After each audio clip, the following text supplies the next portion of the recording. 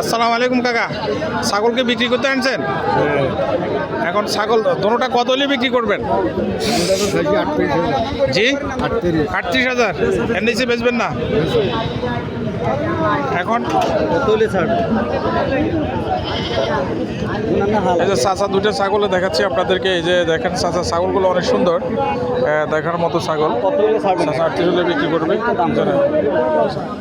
এই যে দেখাচ্ছি, আসলে এটা মাঝদি দতারহাটে ছাগলের বাজার।